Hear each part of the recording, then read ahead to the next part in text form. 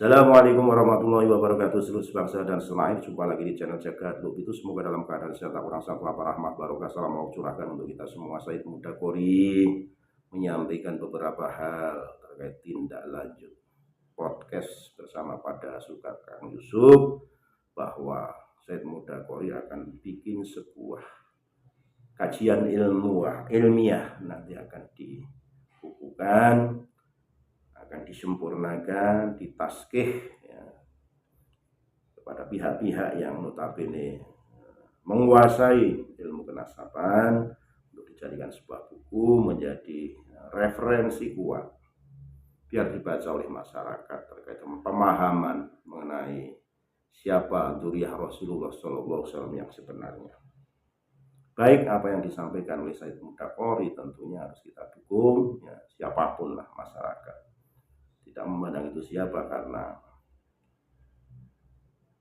masyarakat pun ingin mengetahui siapa sejatinya yang mengaku-ngaku dzurriyyah Rasul, yang hanya mengaku, dan sejatinya siapa yang memang dzurriyyah Rasulullah SAW di bumi Nusantara ini. Lebih jelasnya mari kita simak penuturan Said Muda Qori terkait hal tersebut dalam video berikut. Sekali lagi mohon maaf yang dari hakamat Nusantara. Assalamualaikum warahmatullahi wabarakatuh. Tentang buku. Nah, ini di tangan saya itu ada salah satu buku keiman, yaitu judulnya Habaib Keturunan Nabi Benarkah? Ini politik identitas, pengaruh dan keagungan. Ini salah satu buku keiman. Satu lagi saya kemarin ada yang ngirimin juga buku tebal juga, karya Kiai Iman. Kalau itu cerita perjalanan, cerita perjalanan. Oke, baik. Tetapi yang tidak kalah menariknya, pemirsa pada Suara TV, Said Qori tidak ingin kalah juga dengan Kiai Iman membahas masalah nasab, polemik nasab, dengan menerbitkan buku. Ini sedang membuat buku, iya, membuat buku, ya, membuat karya tulis. Nah, karya tulis itu bahasa Indonesia, bahasa Arab? Bahasa Arab. Wah, ternyata bahasa Arab. Kenapa ini bahasa Arab? Baik, pertama ingin saya sampaikan bahwa bukan tidak mau kalah sama Kiai Iman. Oke. Tetapi saya ingin menjadi orang yang memperkuat suatu kebenaran. Oke. Iya.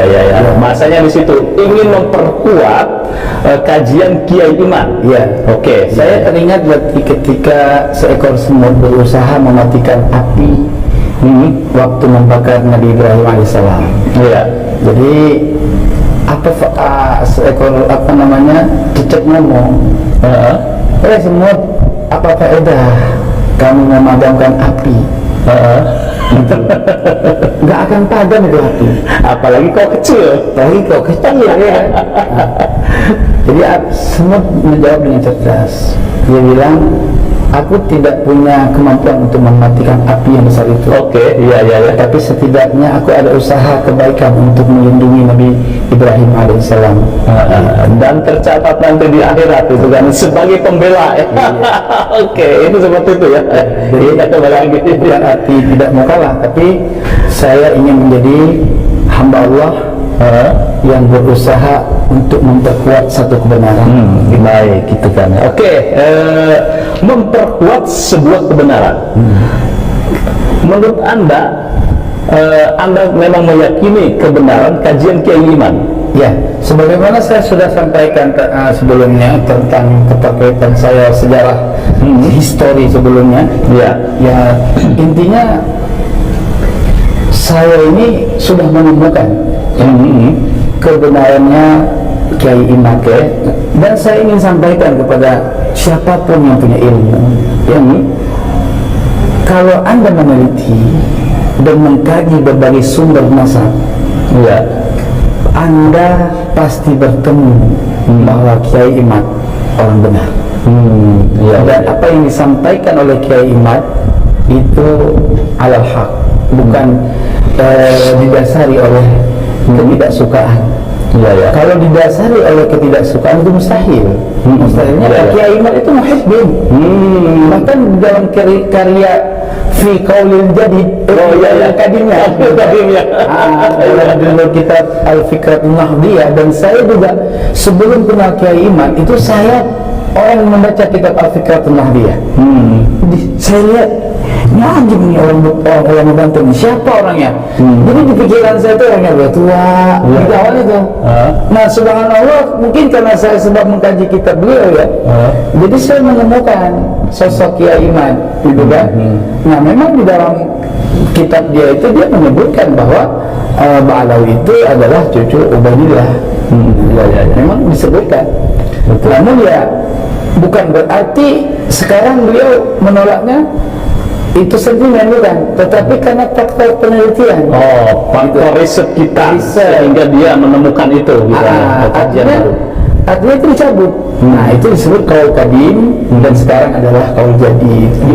Oke.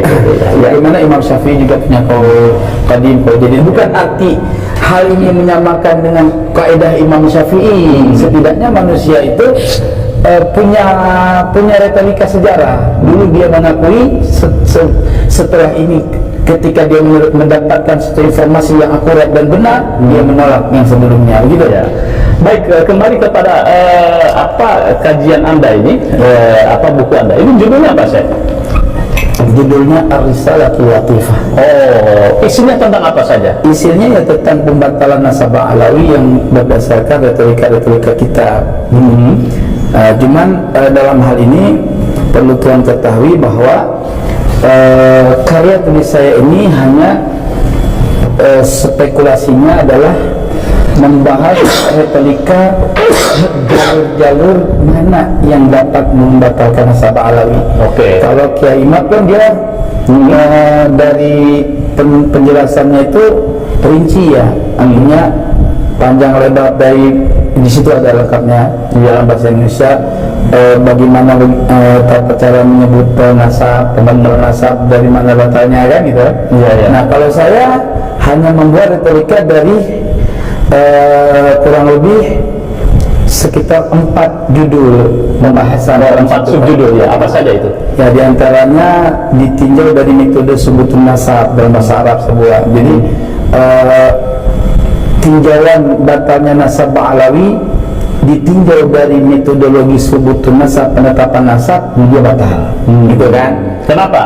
Ya nanti saya jelaskan alasannya ya. Terus yang kedua ditinjau dari istilah yang dipakai ulama ahli nasab. Ternyata nasab Ba'alawi nggak masuk dari kata istilah as-sahih, gitu loh. Ya kan?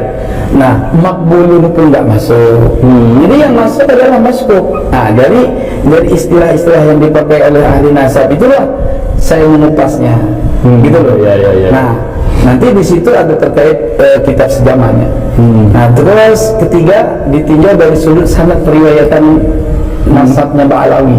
Jadi dari sanad periwayatannya sampai mana sih dia? Gitu. Nah, bukti simai, kalau memang dia berdasarkan simai, ya simai itu kan enggak serta-merta ya. Dari siapa dia mendengar, terus dari kakeknya misalkan. Kok mendengarnya tuh retorikanya dari kakek-kakeknya aja. Nah ini apakah benar dari kakek-kakeknya atau tidak? Apa nggak ada simainya gitu? Nanti di sini akan kita buktikan kebenarannya, kan gitu. Terus ditinjau dari sudut kitab-kitab nasab yang mutamat. Jadi apa sih kitab-kitab mutamat? Nanti kita terangkan di dalam karya tulis saya dengan judul Ar-Risalah. Ini Ar-Risalatul Latifah. Berarti kajiannya lebih kepada ke situ ya. Nah, kira-kira apa secara gamblangnya ya, orang awam memahami kitab Anda ini itu seperti apa nih, Syekh? Ya, kitab karya tulis saya ini bukan makanan orang awam. Ya, segmentasinya orang-orang yang mengkaji kitab ini. Jadi berat ini kajiannya ya? Sebetulnya berat. Gini loh, kalau orang-orang yang berilmu sudah menemukan kebenaran, nasib orang awam pasti ikut. Itu teorinya di situ ya? Tapi kalau orang awam kita jelaskan, selama dia tidak menemukan gurunya, mereka tetap berkeyakinan. Toh sekarang ini kan kita lihat dengan mata kepala fakta dan kejadian. orang awam itu masih yakin dengan Al-Alawi. Betul. Tapi hanya sebagian awam aja yang memang dari dasarnya nggak yakin, tambah nggak yakin. Iya, iya. Tapi kalau mereka yang sudah kena doktrin, ya sampai diapain pun nggak perlu nggak perlu data. Ya kita contoh aja lah. Ada orang alim, ya, tapi otaknya awam. Mereka nggak perlu teliti, cukup husnuzon. Ini yang banyak. Iya, kebanyakan begitu, udahlah cucu Nabi gitu ya. Yakini, nggak usah diangin ulama, jangan nggak menafikan. Jadi kalau kata Kiai Imad teorinya gini, taklid buta, alim taklid buta. Oke, ya. Cuma bisa baca, tidak menganalisa. Oke, begitu ya. Jadi maksud itu ini di sini ya. Segmentasinya kenapa Anda itu berbahasa Arab? Satu, segmentasinya orang yang kajian kitab kuning. Yang kedua, mungkin apa segmentasinya adalah Timur Tengah atau bagaimana nih? Enggak, siapa saja yang bisa menggunakan ilmu bahasa Arab, yang bisa membaca kitab Arab, itu menjadi pasarnya. Jadi pasarnya di situ. Pasarnya di situ. Karena orang bisa bahasa Arab kan nggak mesti orang Arab atau Timur Tengah. Di Indonesia ini lebih banyak orang paham ilmu bahasa Arab. Iya. Nah. Oke, ini kira-kira berapa halaman saya nih? Halaman ini tergantung keinginan saya nanti. Gitu. Artinya kalau saya merasa belum lengkap, Langsung dilengkapi. ya gitu. Target ini kapan ya? Saya tidak mau berburu-buru dalam membuat satu karya, karena saya membuat satu karya di mana otak dan hati saya itu sepakat.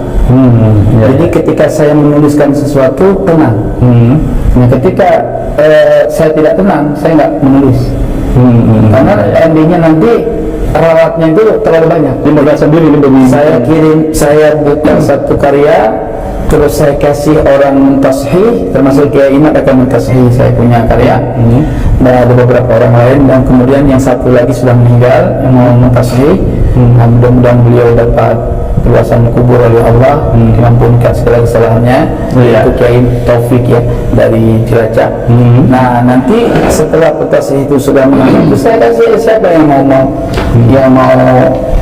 memasarkan ini. Bapak siapa? Baik, ini nanti kita tunggu nih bagaimana buku Said Khoury tentang polemik nasabah baik. Malah lebih jauh lagi bahwa tentang bagaimana nasabah Alawi, bertanya nasabah Alawi. Ya. Oke.